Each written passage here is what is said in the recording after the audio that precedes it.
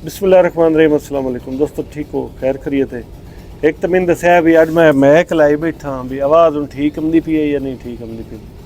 दूआ अज की वीडियो दे विच क्या शेयर करना है वाकया की होया आमिर दे नाल 2023 दे विच गालबन ईद उल फितर दे नेड़े दूए दिन दुध वाली टैंकी रखी हुई आ आमिर की कि सुबह सुबह का टाइम आ इन सुस्ती चमड़ी अगू कार जाती पिया कार वाला भी सुस्ती चाह पहली लैने जाता पिया पिछू गड्डी हिट हुई ते कार वाले बंदे नूं अल्लाह पाक बचा लिया। कार दा चोण चोखड़ा नुकसान हो गया। तो स्टोरी पहले सारी सुन लियो तो मुड़ अगा होया साडे नाल की, पुलिस वाले साडे नाल की कीता गा, अदालत वाले साडे नाल की कीता, ये चीज़ां तुहानूं इस वीडियो दे विच दसणीआं। जिहड़ा मुतलका थाना पुलिस वाले मोटरवे पुलिस वाले उन्हां दे हवाले कर दिता।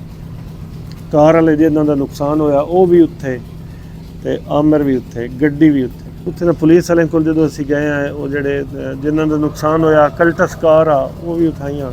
उन्हां तो असां पुछया भी तुसीं साडे नाल की सलूक करे सो। उन्हां कि मेरा भाई तुसीं सानूं कार दा काम करा के दे छोड़ो, असीं तो उत्थे राजी हां। डेंटर आ गया, नुकसान दा उस अंदाज़ा लाया, उस आख्या भी तुसीं 1,10,000 आना बई 1,10,000 रुपये इनाम च दो नहीं इन्हां दा काम हो जासी, कार इन्हां दी बिल्कुल बराबर हो जासी। वो जिद करन सन कम करा के दिओ, असां के यार असीं किदे इत्थे बैठे रहिए। हालांकि हुण ते इन्ना रोड एक्सीडेंट आ भी चलो अद्धो अध हो जांदा, लेकिन कसूर साडा सीधी गल है क्योंकि असां पिछू जे गड्डी ठोकी आ ते वो असां ने पूरे पैसे उन्होंने 1,10,000 रुपये उन्होंने दे छोड़िया। थाने दे विच बैठ के स्टाम लिखी गया भी असीं मुतमिन है लिहाजा असां कोई कार्रवाई नहीं करनी। पुलिस वाले कोल गया से थाना बेरा लगदा, बेरा पुलिस उत्थे मैं हुण ना तो नहीं लैंदा उस ASI दा। उस आख्या भी यार वो तो मुतमिन है, सानू ही राजी करो तां अस तुहाडी जान छोड़नी है, तां अस तुहाडी गड्डी छोड़नी है, तां तुहाडा अस बंदा देना तुहानूं। अस आख्या तुसीं किवें राजी हुंदे हो? उन्हें आख्या जी 20,000 रुपये सानू दिओ, कोई FIR नहीं, कोई कुछ नहीं, तुसीं अपने घर असीं अपने घर। 20,000 रुपये उन्होंने दिता जी भी FIR न देवें, RGS मुंशी दिओ, आधार चाबी वाले दिओ। इन तरह करदे करांदे ने 24,000 रुपये उत्थे संदेह छोड़िया। 24,000 दे के असीं आ गए थे घर। साईं मुतमिन हो गए, मुदई मुतमिन हो गए, गल तो खत्म हो गई। उस तो तकरीबन कोई 3 महीने बाद ना मेरे फोन आया कि मैं अदालत दे विच गल करन दा पिया ते इत्थे पर्चा होया ते 10वीं तरीक है तो सुबह इत्थे अदालत च आवना। खैर मैं गया फिर ओले कुदरती उथे टैंकी ते चलदे आसे ते मैं पिंडी पटिया चुना उतों पेरे भाग गया।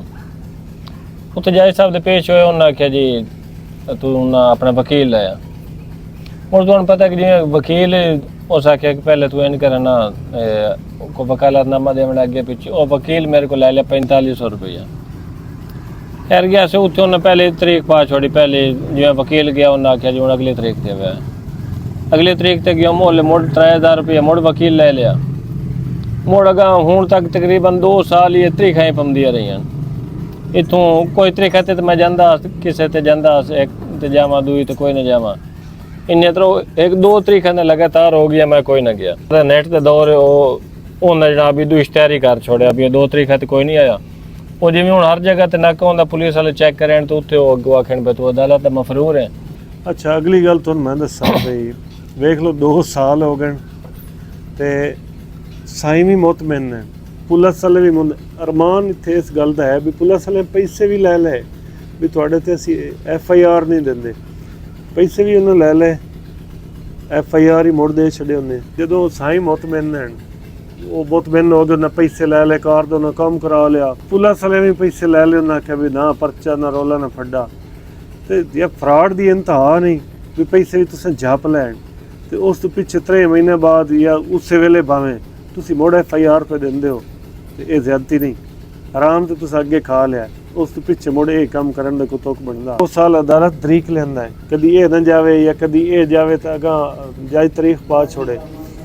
वो अगले दे ये इत्थों गया मुड़ इत्थों जावण आवण दी तुहानूं पता इत्थों 160-70 किलोमीटर बेरा है। जावण आवण दी मुसीबत जदों तरीक हुंदी आ उदों अद्धी राती उठ के इत्थों जाना पौंदा तां उत्थे अदालत दे टाइम ते पड़दा। ते अगले दे मुड़े से काम किया, स्कूटर मंगे 125 वो छिके स्कूटर तो तुड़ गया। साडा मलवेर आसमतुल्ला उन्होंने नाल लैके गया भी चलो थोड़ी जी गाइड करे सी। आखिरी तरीक आ उदों थोड़ी ਹਾਂ ਖਰੀ ਉਹਨਾਂ ਆਖਿਆ ਵੀ ਇਹ ਅਗਲੀ ਹਲਾ ਤਰੀਕ ਉੱਥੇ ਤੱਕ ਗਿਆ ਤੇ ਤੁਹਾਡਾ- ਮੁੜੋ ਜੱਜ ਕੀ ਸਲੂਕ ਕੀਤਾ ਤੁਹਾਡੇ ਨਾਲ? ਉੱਥੇ ਪਹਿਲਾਂ ਜਾਈ ਤਾਂ ਜਿਹੜੇ ਪਹਿਲਾਂ ਆਏ ਨਾ ਉਹ ਤਬਦੀਲ ਹੋ ਗਿਆ, ਉਹ ਸਾਰੀ ਗੱਲਬਾਤ ਮੇਰੇ ਕੋਲ ਪੁੱਛੀ ਆਏ ਪਹਿਲੇ ਤਾਂ।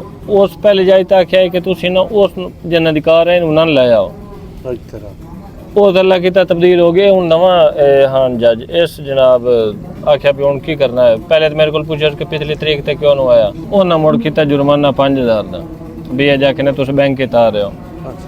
ਅੱਛਾ ਹੁਣ ਉਹ ਜੁਰਮਾਨਾ ਹੀ ਤਰੀਕ ਗਿਆ, ਉਹ ਆਰਡਰ ਹੀ ਸਾਰੇ ਹੋ ਗਏ। ਹੁਣ ਉਹ ਇਹਦੇ ਅਪਡੇਟ ਮੋੜ ਹਾਲੀ ਉਨੀ ਹੁੰਦੀ ਪਈ। ਉਹਨਾਂ ਆਖਿਆ ਵੀ ਇਹ ਨਾ ਅਸੀਂ ਕਰ ਦਿਸਾ ਐਸੇ ਹੀ ਅਪਡੇਟ ਪੇ ਤੇਰਾ ਉਹ ਰਿਕਾਰਡ ਖਤਮ ਹੋ ਜਾਸੇ, ਲੇਕਿਨ ਉਹ ਜੁਰਮਾਨੇ ਦੀ ਕੋਈ ਰਸੀਦ ਮਸੀਦ ਹੀ ਕਸ਼ਾਈ ਕੋ ਹਾਂ ਉਹਦਾ ਉਹਨਾਂ ਫੋਟੋ ਛਕ ਦਿੱਤਾ ਜਾਂ ਕਹਿੰਦਾ ਵੀ ਇਹ ਫੋਟੋ ਰੱਖ ਲੈ ਆਪਣੇ। ਭਈ ਭਲਾ ਹੋਏ ਉਸ ਜੱਜ ਸਾਹਿਬ ਦਾ ਜਿਹੜੇ ਸਿਰਫ 5000 ਜੁਰਮਾਨਾ ਕੀਤਾ। ਹਾਂ। ਤੇ ਇਹ ਹਾਲਾਤ ਹਨ ਜੀ ਸਾਡੇ ਥਾਣਿਆਂ ਦੇ, ਸਾਡੀ ਪੰਜਾਬ ਪੁਲਿਸ ਦੇ।